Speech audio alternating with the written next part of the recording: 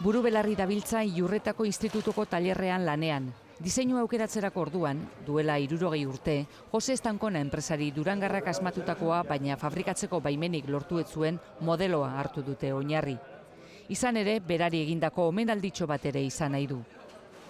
Lanbide heziketako lehen mailako ikasle hauek, irailean, tutik jakin barik, zerotik hasi ziren beharrean. Hau da, objektu teknologikoa, eta objektu teknologiko honekin egiten duguna da planteatu proiektua bezala eta proiektu horretan sortzen diren arazo tekniko guztia konpondu. Hori da ibilbidea ikasketa prozesu honetan, ezta?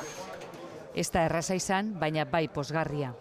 Ikusten duzu, ikasten duzula gustora gainera. Egin eitzen gozan kontroladora, ze mogidu bidea 56 voltixoko bateriza bat, 750 bat izoko motor bat.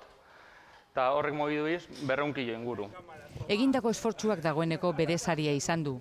Shell enpresak proiektua lehiaketarako nartzeaz gain, Rotterdam 2014ko irudi modura ere aukeratu dute Iurretako Institutuko Gallanda proiektu hau.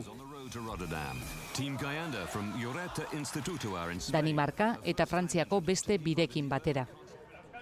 Datorren asteburuan izango da maratoia, Europako 200 talde daude lehian.